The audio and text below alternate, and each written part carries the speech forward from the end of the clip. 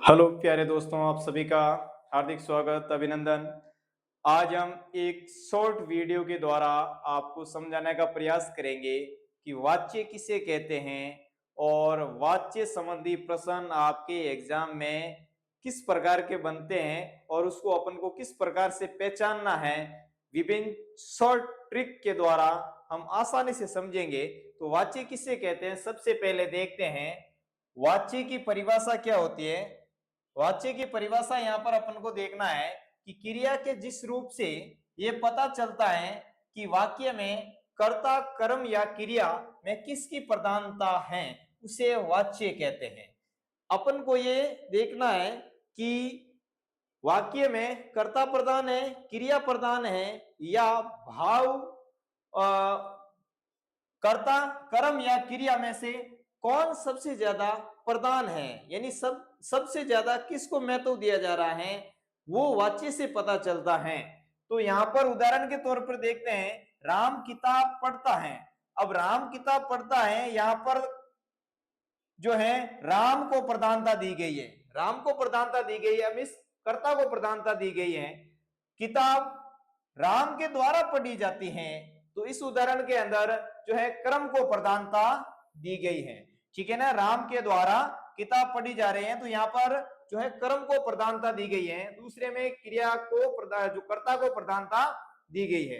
अब वाच्य कितने प्रकार के होते हैं, ये वाच्य कितने प्रकार के होते हैं देखते हैं। वाच्य वाच्य तीन प्रकार के होते हैं, कृतवाच्य, क्रमवाच्य और भाववाच्य। तो कृतवाच्य किसे कहते हैं, जिसको अंग्रेजी के अंदर हम एक्टिव वॉइस कहते हैं, जिसमें कर्ता यानी सब्जेक्ट की प्रधानता होती है।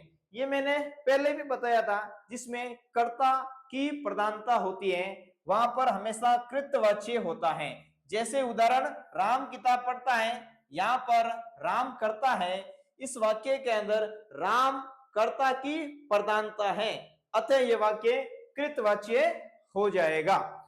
आगे देखते हैं क्रमवाच्य। ठीक है ना, क्रमवाच्य यानी पैसिव वॉइस, ठीक है ना, जिसमें क्रम यानी ऑब्जेक्ट की प्रधानता होती है, वहां पर क्रमवाच्य होगा।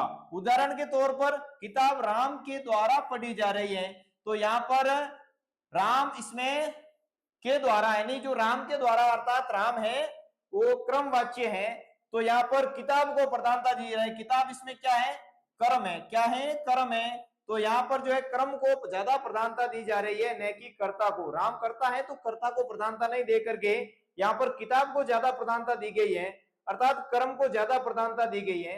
तो जहां पर कर्म को ज्यादा प्रधानता दी जाती है वहां पर कर्मवाच्य होता है। आगे देखते हैं, आगे है भाववाच्य यानी इंप्रेशनल वॉइस। यहां पर देखते हैं जिसमें न कर्ता की प्रधानता होती है और न कर्म की प्रधानता होती है, केवल क्रिया का भाव पर जोर दिया जाता है, यानी क्रिया के भाव पर जोर दिया जाता है।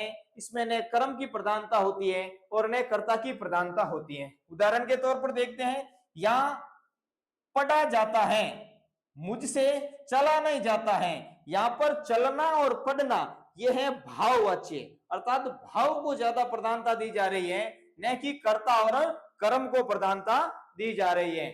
यहां पर देखते हैं कि किस प्रकार के प्रश्न अपन के सामने आते हैं कि क्रमवाच्य को भाववाच्य में बदलो या भाववाच्य को क्रमवाच्य में बदलो, या कृतवाच्य को भाववाच्य में कैसे बदलना है, या क्रमवाच्य को कृतवाच्य के अंदर कैसे बदलना है, इसको समझते हैं। देखिए, जैसे यहाँ पर उदाहरण आया है, राम किताब पढ़ता है, यहाँ पर ये जो है वो कृतवाच्य है, इसको हम क्रमवाच्य में कैसे बदलेंगे, या कर्म को पहले लिख दिया जाता है, कर्म को पहले लिख दो, किताब राम द्वारा पढ़ी जाती है, ठीक है ना। कर्मवाच्य में उसको कैसे कन्वर्ट करना है, यानी कर्मवाच्य को वापस कृतवाच्य में कैसे बदलना है। किताब राम द्वारा पढ़ी जाती है तो उसको ऐसे लिख सकते हैं, राम किताब पढ़ता है। ये उसको हम बदलने के यहाँ पर देखना है के द्वारा शब्द हमेशा क्रमवाच्य के अंदर आता है और यहाँ पर कृतवाच्य के अंदर कर्ता की प्रधानता होती है। आगे देखते हैं, हमारे सामने जो आया है कि वाच्य पहचानने के नियम क्या होते हैं, यानी हम वाच्य को कैसे पहचान सकते हैं।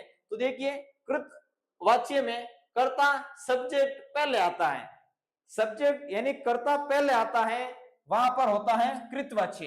भाववाच्य में द्वारा शब्द का प्रयोग होता है, ये ध्यान रखना है। द्वारा शब्द का प्रयोग होता है वहां पर क्रमवाच्य होता है, और भाववाच्य में कर्ता स्पष्ट ही नहीं होता है, अर्थात कर्ता स्पष्ट नजर नहीं आने वाला होता है। अब संकेत शब्द क्या होता है? द्वारा, से, के द्वारा, जाता है, जाती है, किया जाता है आदि शब्द आते हैं। अब देखते हैं हमारा जो पूरा हमने कृतवाच्य, भाववाच्य और क्रमवाच्य पढ़ा है उसका सारांश क्या है। यानी वाच्य किसे कहते हैं?